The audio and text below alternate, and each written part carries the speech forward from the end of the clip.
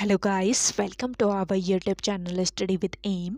आज मैं आप सभी के लिए काफ़ी इंपॉर्टेंट वीडियो लेके आई हूँ। तो देखिए, आपके आगामी कनिष्ठ सहायक एग्जाम के रिगार्डिंग आज मैं आप सभी के लिए उत्तराखंड के मोस्ट इंपॉर्टेंट क्वेश्चंस लेके आई हूँ, जो कि आपके अदर उत्तराखंड एग्जाम के लिए भी काफ़ी इंपॉर्टेंट रहने वाले हैं। तो आप सभी लोग हमारे इस सेशन में स्टार्टिंग से लेकर एंड तक बने रहें। तो चलिए आज के सेशन को हम स्टार्ट करते हैं। स्टार्ट करने से पहले जिन लोगों ने अभी तक हमारे YouTube channel study with M को सब्सक्राइब नहीं किया है वो सब्सक्राइब कर लें। साथ ही साथ बगल में जो बेल आइकन दिख रहा है इसे भी प्रेस कर लें, ताकि हम कोई भी वीडियो डालते हैं तो उसका नोटिफिकेशन आपके पास जल्द से जल्द पहुंच जाए। आप सभी लोग हमारे टेलीग्राम चैनल को भी ज्वाइन कर सकते हैं। ये भी स्टडी विद एम के नाम से ही बना हुआ है और टेलीग्राम चैनल पर रात को 8 बजे क्विज का भी आयोजन किया जाता है। काफ़ी इंपॉर्टेंट क्वेश्चन आपको क्विज के रूप में दिए जा रहे हैं, तो आप कोई ज्वाइन कर सकते हैं। तो चलिए आज के सेशन को हम स्टार्ट करते हैं और इस सेशन का पहला क्वेश्चन है, देवलथल तहसील किस जनपद में स्थित है। तो देखिए, देवलथल तहसील स्थित है आपके पिथौरागढ़ जनपद में। ऑप्शन सी इस क्वेश्चन का करेक्ट आंसर है। नेक्स्ट क्वेश्चन देखें, धारी व कुशिया कुटौली तहसील स्थित है। धारी व कुशिया कुटौली तहसील स्थित है नैनीताल में। नेक्स्ट क्वेश्चन है, उत्तराखंड राज्य वाद्य यंत्र ढोल को कब घोषित किया गया। मोस्ट इंपॉर्टेंट क्वेश्चन है। तो देखिए, उत्तराखंड राज्य वाद्य यंत्र ढोल को घोषित किया गया वर्ष 2015 में। ऑप्शन ए इस क्वेश्चन का करेक्ट आंसर है। और आपसे पूछा जाए कि किस कमेटी की सिफारिश पर ढोल को राज्य वाद्य यंत्र घोषित किया गया, तो आपको याद रखना है भंडारी कमेटी। भंडारी कमेटी की सिफारिश पर तत्कालीन मुख्यमंत्री हरीश रावत ने वर्ष 2015 में ढोल को राज्य वाद्य यंत्र घोषित किया। और देखिए, ढोल एक प्राचीन वाद्य यंत्र है और ढोल से नौबत या निमती, इसके अलावा रहमानी, बड़े आदि ताल बजाए जाते हैं। और राज्य में एकमात्र ढोल सागर ज्ञाता कौन है पूछा जाए, तो देखिए, राज्य में एकमात्र ढोल सागर ज्ञाता है उत्तम दास। नेक्स्ट क्वेश्चन देखेंगे, देश में दो दो विधानसभा भवन किन किन राज्यों में हैं। तो देखिए, देश में दो दो विधानसभा भवन हैं। महाराष्ट्र, जम्मू कश्मीर, उत्तराखंड सभी में है। तो उपयुक्त तो सभी ऑप्शन डी यहाँ पे आपका राइट आंसर है। देखिए, संविधान के अनुच्छेद 170 के तहत विधानसभा गठन का प्रावधान किया गया है। मोस्ट इंपॉर्टेंट पॉइंट है। और साथ ही साथ एक पॉइंट और याद रखेंगे, संविधान के अनुच्छेद 168 में विधानमंडल का प्रावधान किया गया है। नेक्स्ट क्वेश्चन देखेंगे, उत्तराखंड में विधानसभा का प्रथम सत्र कब से प्रारंभ हुआ। तो देखिए, उत्तराखंड राज्य में विधानसभा का प्रथम सत्र प्रारंभ हुआ 9 जनवरी 2001 से। ऑप्शन ए इस क्वेश्चन का राइट आंसर है। देखिए, किसी राज्य की विधानसभा में अधिकतम सदस्य कितने हो सकते हैं, 500, और न्यूनतम सदस्य 60 हो सकते हैं। अगला क्वेश्चन देखेंगे, उत्तराखंड में संभागों की संख्या कितनी है। तो देखिए, उत्तराखंड राज्य में संभाग कितने हैं ये बताने हैं। संभाग का मतलब होता है मंडल, ये आपको याद रखना है। संभाग यानी कि मंडल। तो देखिए, उत्तराखंड राज्य में संभागों की संख्या है आपकी दो मंडल है ना, कुमाऊं मंडल और गढ़वाल मंडल। तो आपको याद रखना है कि संभागों की संख्या है 2। अगला देखेंगे, स्कंद पुराण में नंदा देवी पर्वत से कालागिरी तक के क्षेत्र को क्या कहा गया। तो देखिए, स्कंद पुराण में नंदा देवी पर्वत से कालागिरी तक के क्षेत्र को कहा गया है कुमाऊं क्षेत्र। ऑप्शन ए इस क्वेश्चन का राइट आंसर है। चलिए अगला क्वेश्चन देखें। अगला क्वेश्चन है आपका, अल्मोड़ा के जाखन देवी मंदिर में किसके निवास की पुष्टि है। तो देखिए, अल्मोड़ा का जो जाखन देवी मंदिर है, तो ये मंदिर किसके निवास की पुष्टि करता है, यक्षों के निवास की पुष्टि करता है। ऑप्शन बी यहाँ पे आपका राइट आंसर है। अगला देखेंगे, कार्तिकेयपुर राजाओं की राजभाषा क्या थी। तो देखिए, कार्तिकेयपुर राजाओं की राजभाषा थी संस्कृत। ऑप्शन सी इस क्वेश्चन का करेक्ट आंसर है। देखिए, 700 ईस्वी में कार्तिकेयपुर वंश का संस्थापक कौन था, बसंत देव। ये आपको याद रखना है, बसंत देव कार्तिकेयपुर राजवंश का संस्थापक था और इसकी स्थापना 700 ईस्वी में हुई थी। और बसंत देव ने परम भद्दारक, महाराजा धीराज और परमेश्वर की उपाधि धारण की थी। और बागेश्वर लेख के अनुसार बसंत देव ने एक मंदिर को स्वर्णेश्वर नामक ग्राम दान में दिया था। ये आपको याद रखना है। बागेश्वर जो लेख है इसके अनुसार बसंत देव ने एक मंदिर को स्वर्णेश्वर नामक ग्राम दान दिया। और कार्तिकेयपुर राजवंश उत्तराखंड का प्रथम ऐतिहासिक राजवंश माना जाता है। और कार्तिकेयपुर राजवंश की प्रारंभिक राजधानी कहाँ पर थी, आपसे पूछा जा सकता है।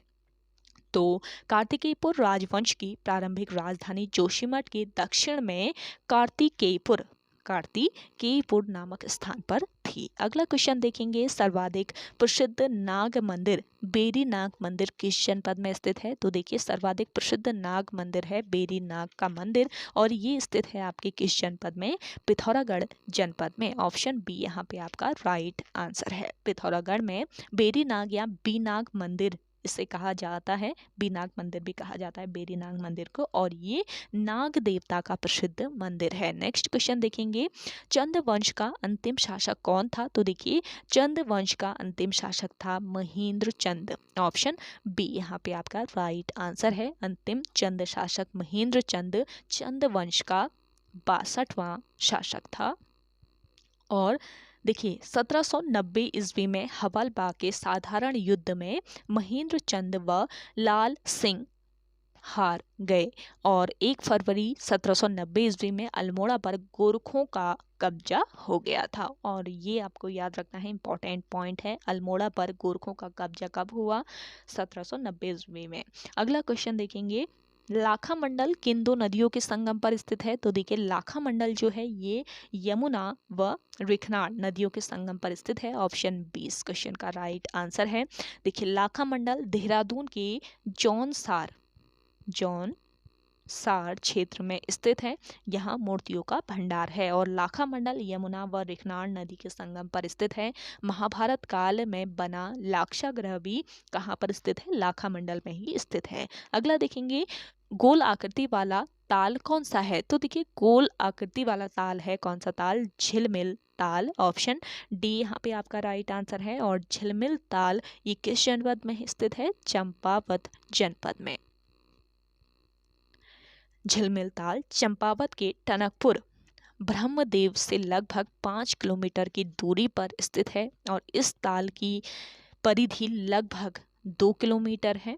ये आपको याद रखना है, इस ताल की परिधि है 2 किलोमीटर। और इसकी आकृति गोल और जल का रंग कैसा है, नीला। इस ताल में जो जल है इसका रंग है नीला, ये आपको याद रखना है। अगला क्वेश्चन देखेंगे, रानी बाग किस नदी के तट पर स्थित है। तो देखिए रानी बाग जो है ये गौला नदी के तट पर स्थित है। ऑप्शन बी यहाँ पे आपका राइट आंसर हो जाएगा। और गौला नदी की बात करें तो गौला नदी कहाँ से निकलती है, गौला नदी नैनीताल के पहाड़ पानी नामक स्थान से निकलती है।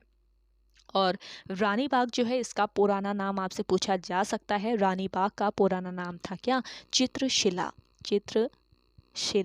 इसका पुराना नाम था। रानी बाग में जिया रानी का मेला लगता है। और इसके अलावा देखिए हिंदुस्तान मशीन टूल्स लिमिटेड रानी बाग में ही स्थित है। अगला क्वेश्चन देखेंगे, नचिकेता ताल स्थित है। तो देखिए नचिकेता ताल ये किस जनपद में स्थित है, ये स्थित है आपके उत्तरकाशी जनपद में। ऑप्शन सी बिल्कुल राइट आंसर हो जाएगा।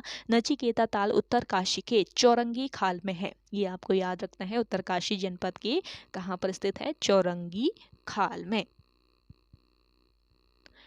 और इस ताल का नाम संत उदलक के पुत्र के नाम पर रखा गया है। संत उदलक के पुत्र का नाम क्या था, नचिकेता था, तो उनके नाम पर इस ताल का नाम रखा गया है। अगला क्वेश्चन देखेंगे, फ्रैंक स्मिथ ने फूलों की घाटी की खोज कब की थी। तो देखिए फ्रैंक स्मिथ ने फूलों की घाटी की खोज की थी वर्ष 1931 में। ऑप्शन ए यहाँ पे आपका राइट आंसर है। देखिए फूलों की घाटी राष्ट्रीय उद्यान कहाँ पर स्थित है, चमोली जनपद में स्थित है। चमोली में स्थित नर एवं गंधमादन पर्वतों के मध्य स्थित है फूलों की घाटी राष्ट्रीय उद्यान। और यहाँ पर कौन सी नदी बहती है पूछा जाए तो आपको याद रखना है, यहाँ पर पुष्पावती नदी बहती है और यह राष्ट्रीय उद्यान 87.5 वर्ग किलोमीटर क्षेत्रफल में फैला हुआ है और फूलों की घाटी को वर्ष 1982 ईस्वी में राष्ट्रीय उद्यान घोषित किया गया। इंपॉर्टेंट पॉइंट है, आपसे पूछा जाए कि फूलों की घाटी को राष्ट्रीय उद्यान कब घोषित किया गया, तो वर्ष 1982 याद रखेंगे। और फूलों की घाटी को स्कंद पुराण में नंदकानन कहा गया है, ये भी आपको याद रखना है। चलिए अगला क्वेश्चन है आपका, पृथक उत्तराखंड राज्य को सर्वप्रथम अपने घोषणा पत्र में शामिल करने वाली पार्टी कौन सी थी। तो देखिए पृथक उत्तराखंड राज्य को सर्वप्रथम अपने घोषणा पत्र में शामिल करने वाली जो पार्टी थी, ये थी कौन सी पार्टी, भाजपा। ऑप्शन ए यहाँ पे आपका राइट आंसर हो जाएगा। देखिए वर्ष 1946 ईस्वी में हल्द्वानी में हुए कांग्रेस सम्मेलन में बद्रीदत्त पांडे जी द्वारा उत्तरांचल के पर्वतीय भूभाग को विशेष वर्ग में रखने की मांग उठाई गई और इसी सम्मेलन में अनुसुईया प्रसाद बहुगुणा ने गढ़वाल व कुमाऊं के भूभाग को अलग क्षेत्रीय भाग बनाने की मांग उठाई थी और 9 नवंबर सन 2000 को 27वें राज्य के रूप में उत्तरांचल या उत्तराखंड राज्य का गठन हुआ था। और इसी समय 2 और राज्य बने थे। कौन कौन से ये राज्य थे जो इसी समय गठित हुए थे? देखिए 1 नवंबर को मध्य प्रदेश को तोड़कर छत्तीसगढ़ और 14 नवंबर को बिहार से अलग करके झारखंड को बनाया गया था। तो ये आपको याद रखना है। इसी समय 2 अन्य राज्य बने थे। कौन कौन से ये राज्य थे, इनको ध्यान रखेंगे। और 1 जनवरी 2007 से उत्तरांचल का नाम क्या कर दिया गया, उत्तराखंड कर दिया गया। अगला क्वेश्चन देखेंगे,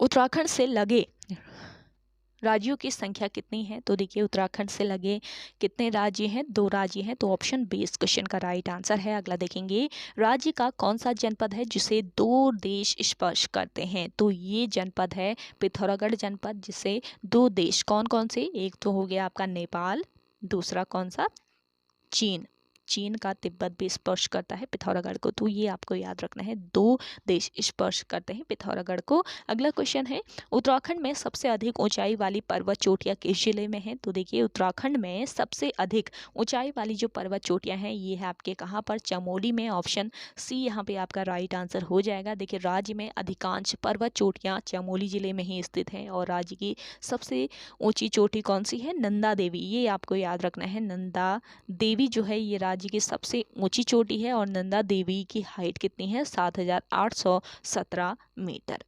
अगला क्वेश्चन देखेंगे, मंदाकिनी व धूलागाड़ नदी संगम पर स्थित शहर है। तो देखिए मंदाकिनी व धूलागाड़ नदी संगम पर स्थित शहर कौन सा है, अगस्त्यमुनि। ऑप्शन सी यहाँ पे आपका राइट आंसर हो जाएगा। अगला देखेंगे, सिख तीर्थ स्थल रीठा साहिब किन 2 नदियों के संगम पर स्थित है। तो देखिए सिख तीर्थ स्थल है रीठा साहिब, जो कि किन नदियों के संगम पर स्थित है, लधिया व राटिया। ऑप्शन सी यहाँ पे आपका राइट आंसर है।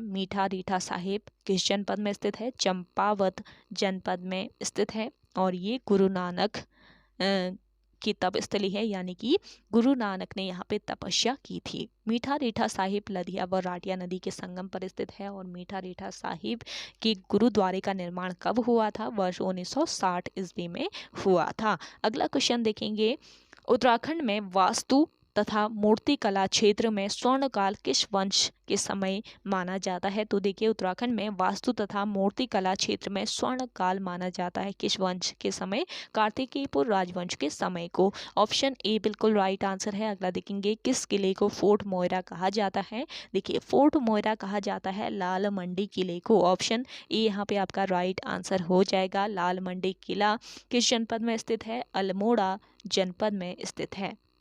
अल्मोड़ा जनपद के पलटन बाजार में छावनी के भीतर इस किले का निर्माण 1563 ईस्वी में हुआ था। इसका निर्माण 1563 ईस्वी में हुआ और किसने इसका निर्माण किया ये कमेंट करके बताइएगा आप सभी लोग। और इसी किले को फोर्ट मोयरा कहा जाता है। अगला क्वेश्चन देखेंगे, मल्ला महल किला किस चंद राजा ने बनवाया था। तो देखिए मल्ला महल किला किसने बनवाया था, जल्दी से आंसर करके बताएं जिन लोगों को आंसर आ रहा है।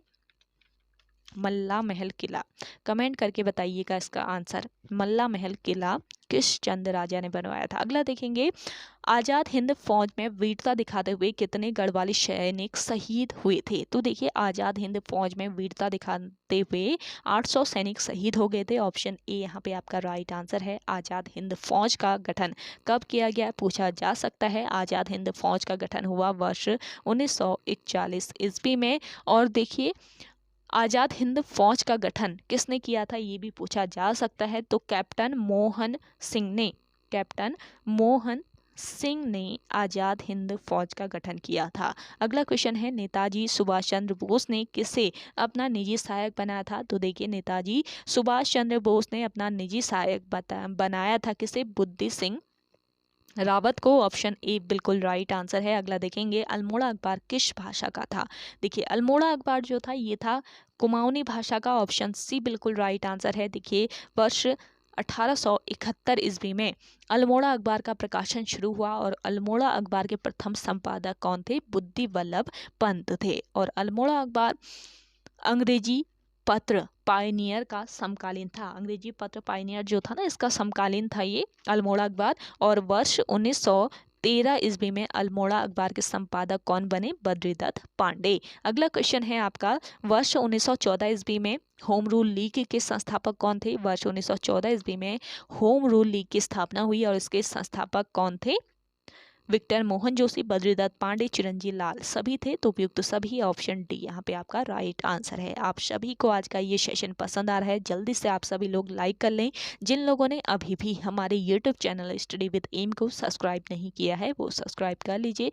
और आप सभी से रिक्वेस्ट रहेगा, सेशन को ज़्यादा से ज़्यादा शेयर कीजिएगा अपने दोस्तों के साथ, अपने व्हाट्सएप ग्रुप्स में। अगला देखेंगे, बैरिस्टर मुकुंदी लाल व अनुसुईया प्रसाद बहुगुणा ने कांग्रेस के अमृतसर अधिवेशन में कब भाग लिया था। तो देखिए, बैरिस्टर मुकुंदी लाल व अनुसुईया प्रसाद बहुगुणा ने कांग्रेस के अमृतसर अधिवेशन में भाग लिया वर्ष 1919 ईस्वी में। ऑप्शन सी इस क्वेश्चन का राइट आंसर है। अगला क्वेश्चन देखेंगे, नशा नहीं रोजगार दो का नारा उत्तराखंड संघर्ष वाहिनी ने कब दिया था। तो आपसे पूछा जाए, नशा नहीं रोजगार का नारा किसने दिया, तो ये दिया था उत्तराखंड संघर्ष वाहिनी ने। और कब दिया था, वर्ष 1984 ईस्वी में। तो ऑप्शन ए यहाँ पे आपका राइट आंसर है। देखिए, शराब विरोधी आंदोलन के तहत उत्तराखंड संघर्ष वाहिनी ने वर्ष 1984 ईस्वी में नशा नहीं रोजगार दो का नारा दिया था। अगला क्वेश्चन है, प्रथम अशोक चक्र किसे दिया गया। तो देखिए, प्रथम अशोक चक्र दिया गया भवानी दत्त जोशी को। ऑप्शन ए यहाँ पे आपका राइट आंसर है। काफ़ी इंपॉर्टेंट ये सेशन है, तो आप सभी लोग इसमें बने रहें एंड तक। अगला है आपका, देहरादून वन संग्रहालय की स्थापना कब हुई थी। तो देखिए, देहरादून वन संग्रहालय की स्थापना हुई थी वर्ष 1914 ईस्वी में। देखिए, राज्य का सबसे पुराना संग्रहालय देहरादून वन संग्रहालय है और इसकी स्थापना कब की गई थी, वर्ष 1914 ईस्वी में की गई थी। तो ओके गाइस, आज के इस सेशन में इतना ही। आई होप आप सभी को आज का ये सेशन काफ़ी पसंद आया होगा। अगर आप सभी को आज का ये सेशन पसंद आता है तो इस सेशन को लाइक कीजिए, शेयर कीजिए। जिन लोगों ने अभी भी हमारे YouTube channel study with M को सब्सक्राइब नहीं किया है वो सब्सक्राइब कर लें। तो चलिए, मिलते हैं एक नेक्स्ट इंटरेस्टिंग वीडियोज़ के साथ, तब तक के लिए धन्यवाद।